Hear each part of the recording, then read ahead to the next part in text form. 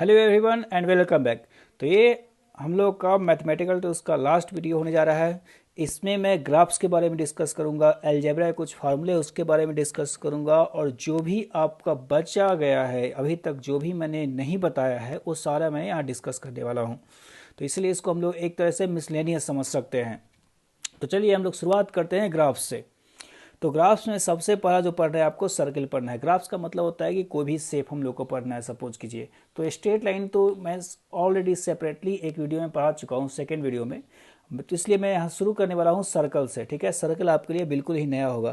तो चलिए फटाफट लिखते हैं सर्किल। अब सर्किल क्या होता है? तो सर्किल आप जानते हो क्या होता है, दिखने में कैसा शेप लगता है।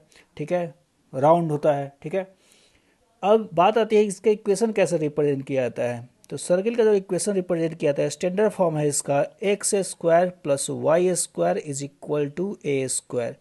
मतलब ये आपका हो गया सर्किल का इक्वेशन। ठीक है, इसको हम लोग ड्रॉ कैसे करते हैं? तो इसमें जो ए होता है वो रेडियस ऑफ सर्किल होता है। जो ए रिप्रेजेंट हो रहा है और रेडियस ऑफ सर्कल।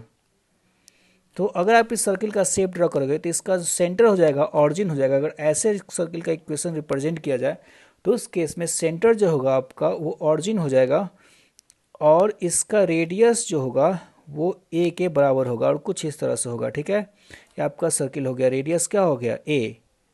रेडियस यहाँ क्या गया है? ए। आप X square plus Y square is equal to R square भी कर सकते हो, लेकिन दोनों बात क्या है? बराबर। तो इसको हम लोग बोलते हैं सर्किल। ठीक है, चलिए हम लोग आते हैं नेक्स्ट स्टेप पे, एलिप्स। ठीक है, चलिए इसको थोड़ा एक बार और लिख लेते हैं, मैंने लिखने में सक्सेसफुल नहीं हो पाया। तो चलिए आपका लिखते हैं नेक्स्ट एलिप्स। ठीक है, तो एलिप्स में जो है आप ऐसा मानो कि एलिप्स जो होता है बिल्कुल थोड़ा बहुत सर्किल की तरह होता है देखने में। जो और लेकिन इसका जो इक्वेशन होता है X square by A square plus Y square by B square is equal to 1। ये हो गया एलिप्स का इक्वेशन। ठीक है, अब मैं बोल रहा हूँ कि एलिप्स सर्किल जैसा क्यों होता है। तो देखिए इसका शेप कुछ कैसे कैसे होता है। एलिप्स का शेप, जो एलिप्स का शेप होता है, सर्किल को थोड़ा प्रेस कर दीजिए तो शेप मिलता है। थोड़ा ट्विस्टेड सर्किल को हम लोग बोलते हैं एलिप्स। तो मैं अगर सर्किल को प्रेस कर दूँ वाई एक्सिस के अलोंग, वाई एक्सिस के अलोंग अगर प्रेस कर दूँ, ऊपर नीचे से दबा दूँ, ऐसे आप मानो ऊपर नीचे से दबा दूँ, तो ये जो आपको नया शेप मिलने वाला है सोचिए कि वो एलिप्स है। ठीक है, इसको एक्स एक्सिस बोल रहे हैं, इसको क्या बोल रहे हैं? Y axis.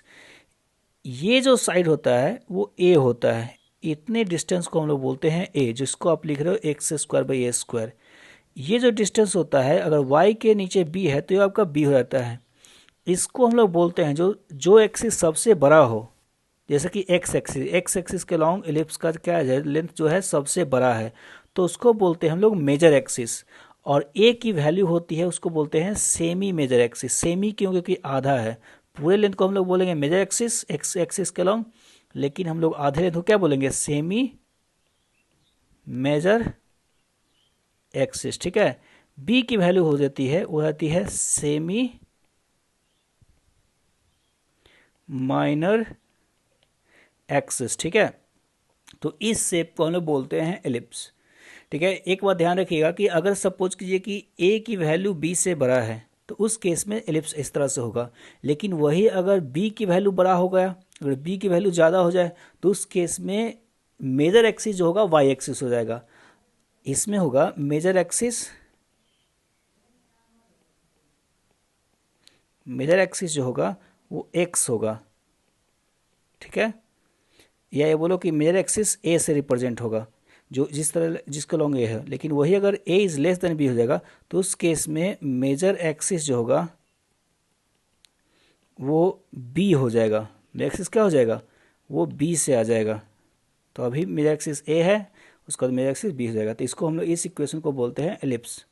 ठीक है, अगर एक और एग्जाम्पल देखा जाए तो एलिप्स का परफेक्ट एग्जाम्पल है। सपोज कीजिए आपसे पूछा जाए X square by 9 plus Y square by 4 is equal to 1। तो इसको आप X square by 3 square plus X square Y square by 2 square बोल रहे हो। मतलब ये हो जाएगा इसका कुछ शेप आप ड्रॉ करोगे तो इसको कुछ शेप ऐसे हो जाएगा। ठीक है, चलिए कुछ अच्छा हो गया है। यहाँ पर एक्स हो गया, ये वाई हो गया। इस कोऑर्डिनेट को हम लोग 3 बोलेंगे। इस कोऑर्डिनेट क्या बोलेंगे? 3, क्योंकि एक्स एक्सिस में जो ए की वैल्यू हो कितनी है? 3 है, जो b की वैल्यू है कितनी है, वो 2 है। ठीक है, याद रखिए एरिया ऑफ जो एलिप्स होता है पाई ए बी। वही अगर ए और बी इक्वल हो जाता है तो सर्किल का एरिया आता है पाई आर स्क्वायर या पाई ए स्क्वायर जो बोलो, ठीक है। लेकिन अभी अगर ए और बी अनइक्वल है तो उसके लिए हम लोग एरिया ऑफ जो एलिप्स बोलते होते हैं पाई ए बी बोलते हैं। ठीक है, चलिए तो हम लोग एलिप्स को ख़त्म कर लिए। आगे आते हैं, आपको पढ़ना है हाइपरबोला।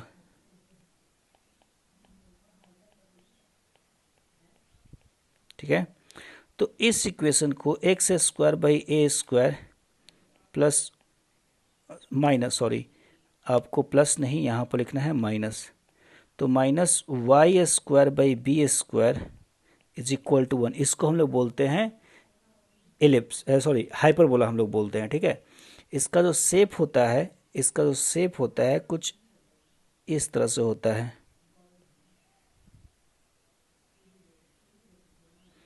इस शेप को हम लोग बोलते हैं हाइपरबोला। ठीक है, ये आपका डिस्टेंस ए होता है, ये डिस्टेंस ए होता है। ठीक है, इसमें बी को हम लोग नहीं दिखाते हैं, बस ए को देखना है आपको, तो इस डिस्टेंस को हम लोग ए बोलते हैं। ठीक है, ओके, तो चलिए अब हम लोग बात करते हैं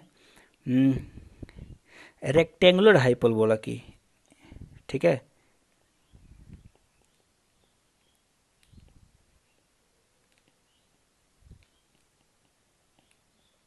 हम लोग किसकी बात करते हैं, रेक्टेंगुलर हाइपरबोला की। रेक्टेंगुलर हाइपरबोला जो होता है वो उसको हम लोग रिप्रेजेंट करते हैं y is equal to 1/x से। इसको हम लोग बोलते हैं रेक्टेंगुलर हाइपरबोला। इसका यूज़ हम लोग को ज़्यादातर आने वाला है पूरे फिजिक्स में। इसका जो शेप होता है y is equal to 1/x का, वो कुछ इस तरह से होता है। अगर x बढ़ेगा तो y क्या होगा, घटेगा। आप सोच लो कि जब x की वैल्यू बढ़ेगी तो y की वैल्यू क्या होगी, घटेगी। एक मिनट, मैंने शायद थोड़ा सा गलत दिखा दिया इसको थोड़ा सही कर लिया जाए। ये x एक्सिस को टच नहीं करेगा। जब x की वैल्यू इन्फिनिटी हो जाएगी तो y का वैल्यू ऑलमोस्ट क्या हो जाएगा, 0। तो इस तरह होगा रेक्टेंगुलर हाइपरबोला। इसको हम लोग इस तरह से थर्ड कोऑर्डिनेट में भी कंटिन्यू रखते हैं, ये ऐसे कुछ आता है। ठीक है, ठीक है, रेक्टेंगुलर हाइपरबोला का एक्चुअली जो एक्सिस होता है वो इस तरह से होता है। ठीक है, ओके, तो ये हो गया आपका रेक्टेंगुलर हाइपरबोला। ओके, चलिए अब हम लोग आते हैं पैराबोला पे।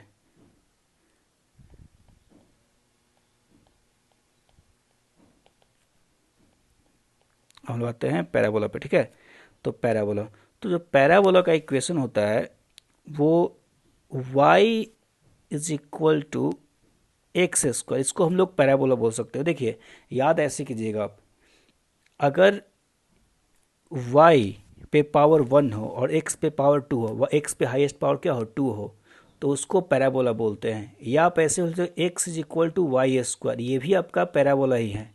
एक्स इज इक्वल टू क्या है, वाई स्क्वायर, ये भी आपका क्या है, पैराबोला ही है। लेकिन हम लोग जनरली पढ़ते हैं y is equal to x square को, तो दोनों को हम लोग पैराबोला, चलिए दोनों को लिख देते हैं हम लोग पैराबोला ही बोलते हैं। Both are parabola. तो फाइनली आपको कंक्लूजन देखिए, समझने के लिए आपको ऐसा याद रखना है कि अगर x पे पावर, अगर x पे पावर 1 हो तो y पे पावर 2 हो। ठीक है, तो इसको पैराबोला बोल सकते हैं। या अगर y पे पावर 1 हो तो x पे पावर क्या हो, 2 हो, तो उसको भी क्या बोल सकते हैं, पैराबोला बोल सकते हैं। ठीक है, आप सिंपली इसको ऐसे याद रखो। तो चलिए हम लोग को ज़्यादातर ये पढ़ना है, तो इसका हम लोग शेप ड्रॉ करते हैं। तो इसका जो शेप होता है y is equal to x square, बहुत ही इंपॉर्टेंट शेप है आपका। तो इसका शेप कुछ ऐसे आता है, इस शेप को हम लोग बोलते हैं पैराबोला। ये हो गया एक्स एक्सिस, ये हो गया वाई एक्सिस। ठीक है, इसका भी अगर आपको शेप जानना हो, वाला कि मैं यूज़ तो नहीं करने वाला हूँ इसका शेप कुछ ऐसे होता है। देखिए जो यहाँ चीज़ वाई एक्सिस के साथ हो रहा है वहाँ एक्स एक्सिस के साथ हो रहा है, तो बस नाम चेंज कर दिया गया है। ठीक है, ये है y is equal to x square, तो ये x is equal to Y square. तो इसका शेप कुछ इस तरह से हो जाता है। ठीक है, तो दोनों को हम लोग पैराबोला ही बोल सकते हैं। चलिए इसको थोड़ा हम लोग हटा देते हैं। ओके, चलिए साथ ही साथ अब कुछ और पैराबोला के फॉर्म है। स्टैंडर्ड जो फॉर्म है पैराबोला का, हम लोग ऐसे ही बोल सकते हैं y is equal to x square plus b x plus c. इस टाइप का इक्वेशन आपको ज़्यादा यूज आने वाला है फिजिक्स में, इसलिए मैं इसका मेंशन कर रहा हूँ, ठीक है। इसको भी हम लोग पैराबोलिक शेप ही बोलते हैं, पैराबोलिक शेप ही बोलते हैं। कंडीशन ये है कि if A is greater than zero, तो ये शेप कुछ इस तरह से होगा। ये शेप ए अगर बड़ा हो, जिसका मैं मेंशन डिफरेंशिएशन वाले टॉपिक में भी किया हूँ, एप्लीकेशन ऑफ डिफरेंशिएशन में, जिसमें कॉन्केविटी पढ़ रहे थे हम लोग, और इसका मेंशन मैं अभी कर रहा हूँ कि इफ़ ए बड़ा हो, पॉजिटिव हो, तो आपका ऊपर की तरफ कनकेव होगा। अगर ए निगेटिव हो तो उस केस में जो पैराबोला होगा डाउनवर्ड कनकेव होगा, ठीक है। तो ये आपको ध्यान रखना है। तो अब शेप को ड्रॉ कैसे कर सकते हैं, चलिए इस बात पे आते हैं। तो चलिए क्वेश्चन कुछ कर लिया जाए। चलिए मैं ले रहा हूँ y is equal to x square minus 3x plus 2, ठीक है। इसको हम लोग का शेप ड्रॉ करना है। तो देखिए यहाँ पर जो एक्स स्क्वायर का कोफिशिएंट है जो कि 1 है, एक्स स्क्वायर में क्या मल्टीप्लाइड है, 1, तो 1 जो है पॉजिटिव है, 1 क्या है, पॉजिटिव है। तो इसको हम लोग बोल सकते हैं कि ये यहाँ जो ए जो है वो 1 है which is greater than zero, तो ये हो जाएगा अपवर्ड कनकेव। ध्यान सुनिएगा मेरी बात को, अपवर्ड कनकेव होगा। तो ये आपका कैसा हो गया, अपवर्ड कनकेव हो गया। तो इतना तो हम लोग को पता चल गया। हम लोग शेप कैसे ड्रॉ करेंगे, तो देखिए शेप ड्रॉ करने के लिए अब हम लोग बात क्या करते हैं, इसको हम लोग फैक्टराइज कर देते हैं। तो लिखेंगे y इज इक्वल टू, चलिए इसको थोड़ा फैक्टराइज किया जाए, तो आप y इज इक्वल टू लिखोगे एक्स स्क्वायर, चलिए थोड़ा इसको हटा लिया जाए, मैंने गलत लिख दिया। y इज इक्वल टू मैं लिखूंगा x square minus x minus 2x plus 2, ठीक है। या इसको लिख सकते हो आप फैक्टराइज कर कर x माइनस 1 आप कॉमन ले लो इंटू एक्स माइनस 2, शायद मैं सही हूँ, ठीक है, हाँ बिल्कुल सही हूँ। ये y की वैल्यू हो गई, इसको आप 0 पुट कर दो, तो यहाँ से x की दो वैल्यू आ जाएगी, एक आएगा 1 और एक आएगा 2, ठीक है। मतलब आपके दो रूट्स हैं यहाँ पर y के, एक है y x इक्वल टू 1, एक है x इक्वल टू 2। कहने का मतलब हुआ कि आपका जो y का वैल्यू है वो 0 आएगा। y का वैल्यू कितना आएगा, 0 आएगा। कब कब, जब x की वैल्यू आप 1 पुट करेगा और x की वैल्यू 2 पुट करोगे। तो देखिए अब आपका ग्राफ बिल्कुल तैयार है। आप कोऑर्डिनेट एक्सिस को तैयार कर दो, बिल्कुल आसान सा चीज़ है, ध्यान से सुनिएगा मेरी बात। एक्स एक्सिस हो गया, वाई एक्सिस हो गया, ये एक्स इज इक्वल टू 1 हो गया, ये एक्स इज इक्वल टू 2 हो गया, ठीक है। एक बात तो पता है कि जो कर्व होगा वो अपवर्ड कनकेव होगा, पैराबोला अपवर्ड कनकेव होगा, ठीक है। तो उसको हम लोग पैराबोला बोलते हैं। तो ये पैराबोला अपवर्ड कनकेव हुआ, लेकिन y की वैल्यू 0 कहाँ कहाँ होगी, तो x इक्वल टू 1 पे और x इक्वल टू 2 पे। तो इस कर्व को अगर आपको ड्रॉ करना हो तो कुछ इस तरह से जाएगा, अपवर्ड कनकेव होगा, ऊपर की तरफ होगा, और साथ ही साथ y की वैल्यू जो कर्व की वैल्यू हो 0 होगी, x इक्वल टू 1 पे और x इक्वल टू 2 पे, ठीक है। बिल्कुल आसान सा चीज़ है, आप ध्यान रखोगे, ठीक है। तो ये आपका पैराबोला हो गया, शेप इसका, ठीक है। चलिए एक और क्वेश्चन हम लोग देख लेते हैं।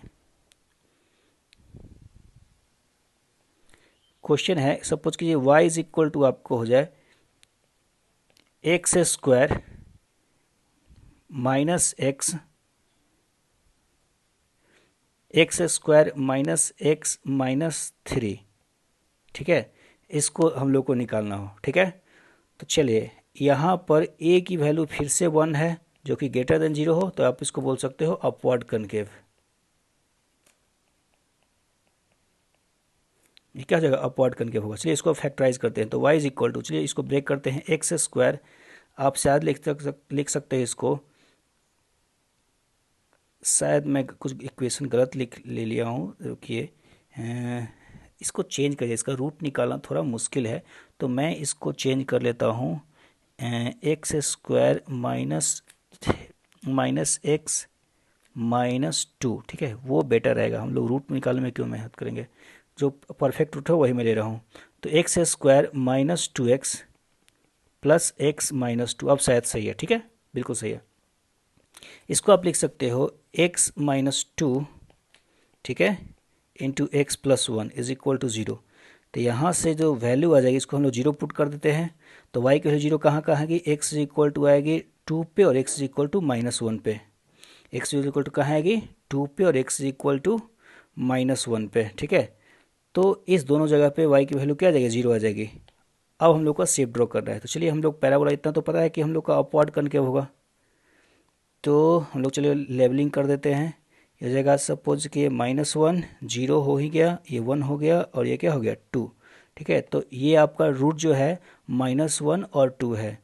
तो -1 और 2 है, तो जो ग्राफ होगा अपवर्ड करके होगा पैराबोला, और ये -1 से गुजरेगा और कहाँ से गुजरेगा 2 से भी गुजरेगा, तो ये आपका हो गया पैराबोला का शेप। ठीक है, तो इस तरह से हम लोग पैराबोला ड्रॉ करते हैं। ठीक है, कोई दिक्कत नहीं होनी चाहिए। तो ये आपका पूरा हो गया ग्राफ का पोर्शन। ठीक है, कुछ और भी ग्राफ्स हैं, मैं आपको बताता हूँ। y is equal to e⁻x,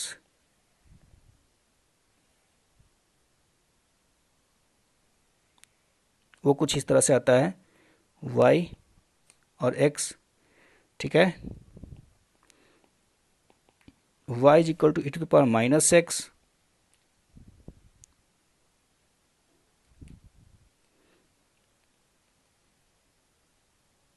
वो इस तरह से आता है। ठीक है, ये पता है ये जो कोऑर्डिनेट होता है एक एक्स कोऑर्डिनेट है 0 और वाई कोऑर्डिनेट यहाँ 1। जब एक्स का वैल्यू 0 आप पुट करोगे यहाँ पर, तो वाई का वैल्यू कितना आने वाला है 1। सेम यहाँ भी होता है, एक्स कोऑर्डिनेट 0 और वाई इज इक्वल टू 1। ठीक है, तो हो गया वाई और ये हो गया एक्स एक्सिस। ठीक है, चलिए, हाँ तो ये हो गया एक्सपोनेंशियल कर्व। हाँ, ट्रिग्नोमेट्रिक कर्व है।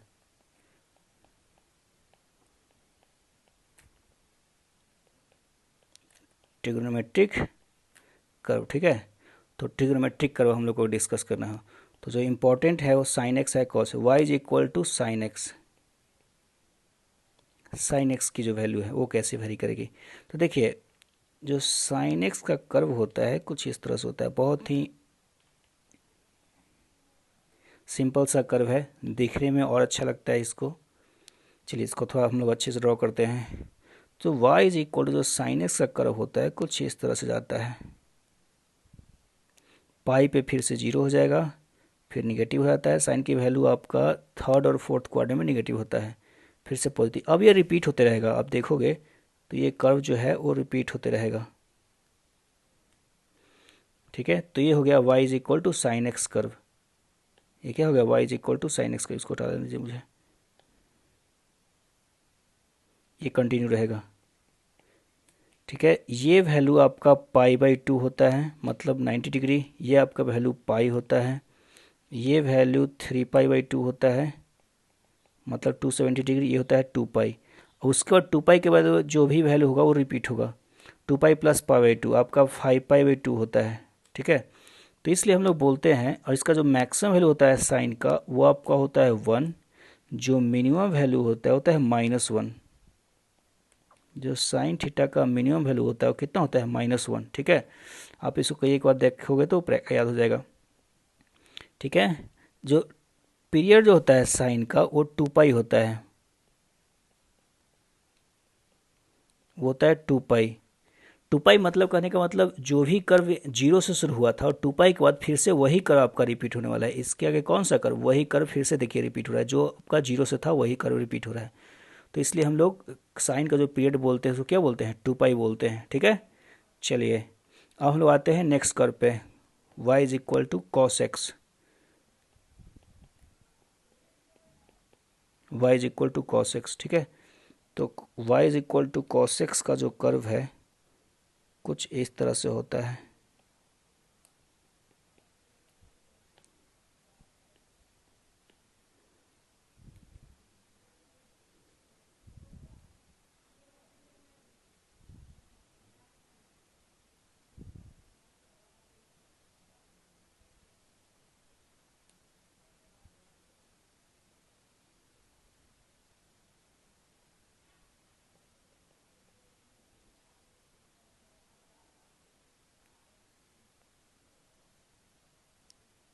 Okay, I have been silent for long, so now it's y is equal to cos x, correct. चलिए इसको हम लोग डिनोट कर देते हैं वैल्यूज़ को। तो जो वैल्यूज़ हैं यहाँ पर, ये है आपका π/2, 90 डिग्री पे 0 होता है। cos पाई की वैल्यू होती है -1। ये आपका जो वैल्यू है वो है 3π/2, फिर से 0।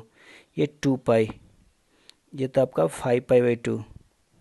ठीक है, ये cos की जो मैक्सिमम वैल्यू है 1 है, और जो मिनिमम वैल्यू है, वेट 1 मिनट, जो मिनिमम वैल्यू है वो आपका -1 होता है, जिस तरह से साइन के होता है। ये -1 होता है, ये वैल्यू आपका है π/2।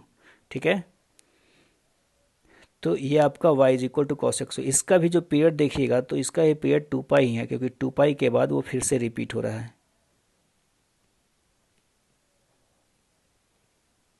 इसका ये पीरियड क्या है, 2π होता है। ठीक है, तो थोड़ा ये सब नए ग्राफ हैं, आपको थोड़ा देखने पड़ेंगे कई एक बार, तब जाकर ये सब ग्राफ याद होता है। तो देखिए कितने अच्छे अच्छे ग्राफ्स है। ठीक है, आपको याद रखना है इसको। चलिए अब हम लोग बात करते हैं, तो ये आपका ग्राफ का पोर्शन खत्म हो गया। चलिए कुछ अलजेब्रा के फार्मूले हैं, उसको देख लेते हैं। तो अलजेब्रा के जो फार्मूले हैं वो इस तरह से हैं आपका। अगर आपको ऐड करना हो 1+2+3 dot dot dot up to n, मतलब n का वैल्यू 100 हो सकता है, 200, तो इसका समेसन आता है, वो आता है n into n+1/2।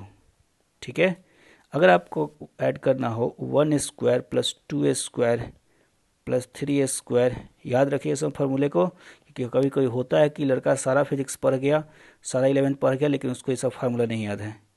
n into n+1 into 2n+1 divided by 6, इसका समेसन होता है। ठीक है, फिर है आपका 1³ + 2³ मतलब क्यूबिक का summation, 3³ plus dot dot dot up to n³। ठीक है, इसका समेसन होता है n इंटू n+1/2 का स्क्वायर। ठीक है, तो इसका ये समेसन होता है। ओके, हाँ, तो ये तीनों फार्मूले आप ध्यान रखेंगे। चलिए इसके अलावा भी कुछ है, इसके अलावा ये है, सॉरी, इसके अलावा आपका ये है कि अगर आपको ऐड करना हो a + AR + AR² AR⁴n, तो इसका जो समेसन आता है इसको हम लोग GP बोलते हैं।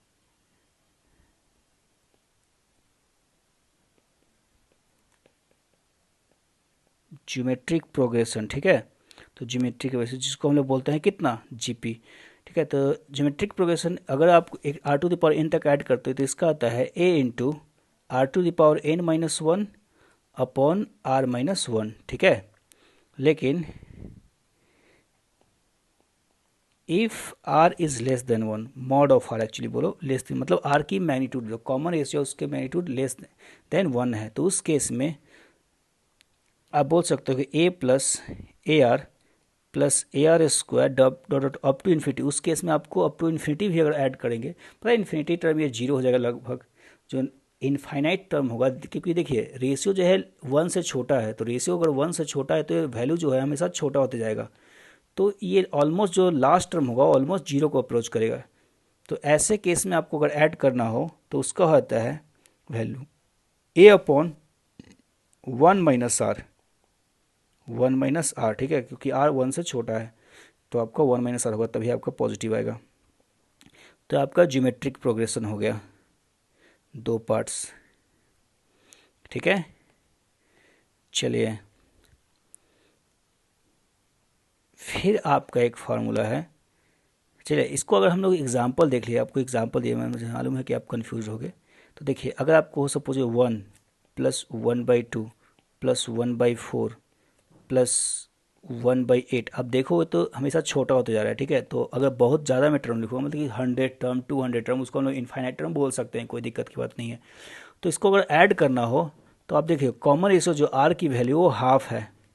ठीक है, तो R की वैल्यू क्या है, हाफ है, प्लस हाफ है। ठीक है, क्योंकि नेक्स्ट टर्म जो होता है प्रीवियस टर्म के, हमेशा देखिए यहाँ से यहाँ इसका आधा हो गया, 1/2 1 का आधा है, 1/4 1/2 का आधा है, तो ये रेशियो जो है वो हाफ है।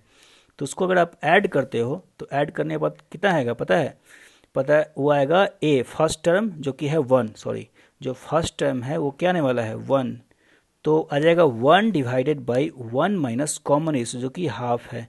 तो इसको आप ऐड करोगे तो हो जाएगा 1 - 1/2 1/2, और उसको रिवर्स कर दो तो 2 आ जाएगा, तो इसका समेशन आ जाने वाला है 2। ठीक है, तो इस बात को आप ध्यान रखोगे, ऐसे इस फॉर्मूले को हम लोग यूज करते हैं। चलिए हम लोग आगे बढ़ते हैं।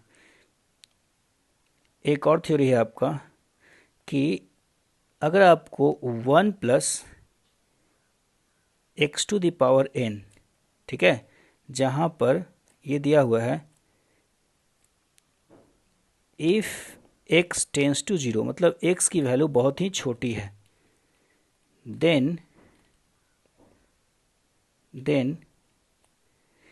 अगर कोई वैल्यू हो, सपोज ये वैल्यू हो, देन ये जो वैल्यू है वो हो जाती है 1 + n x। वैल्यू को क्या बोले, 1 + n x, मतलब आप पावर को क्या कर दोगे, मल्टीप्लाई कर दोगे। समझ रहे हो मेरी बात को, ठीक है।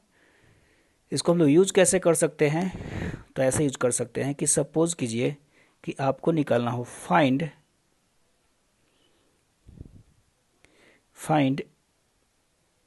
1.02, चलिए 02 काफ़ी है, टू द पावर 6, इसका वैल्यू कितना होगा, ठीक है। तो मैं करूँगा इसको मैं लिख दूंगा इज इक्वल टू 1 + 0.02, ठीक है, टू द पावर 6। अब देखिए ये जो वैल्यू है ये 1 से काफ़ी छोटी है, तो उस केस में इस वैल्यू को हम लोग क्या कर देंगे, उस वैल्यू को कर देंगे इज इक्वल टू, फार्मूला क्या है, 1 + x⁴ whole n is equal to क्या होता है वैल्यू 1 + nx। अगर x की वैल्यू क्या हो, 1 से बहुत ही छोटी हो, तो इस वैल्यू को हम लोग क्या बोल सकते हैं, हो जाएगा 1 + पावर है 6 × 0.02, तो इसका वैल्यू हो जाएगा 1 + 0.12, ठीक है, तो हो जाएगा 1.12 ये वैल्यू, ठीक है। तो इस तरह से हम लोग इसको बोल सकते हैं, ठीक है। तो ये आपका मैथमेटिकल टूल्स, आप कुछ और क्वेश्चन प्रैक्टिस कर लोगे, ठीक है, क्वेश्चंस प्रैक्टिस करना बहुत इंपॉर्टेंट है। तो ये आपका मैथमेटिकल टूल्स हो गया सारा का सारा। आपके जो डाउट्स हैं वो आप डिस्कस करो खुद में, और साथ ही साथ उसको आप कमेंट बॉक्स में डाल सकते हो, मैं उसको देख लूँगा, ठीक है। टाइम के साथ कुछ और प्लेटफॉर्म हम लोग देखेंगे, और तब तक के लिए बाय बाय। जो नेक्स्ट चैप्टर शुरू होने वाला है वो आपका यूनिट डायमेंशन और एरर शुरू होने वाला है।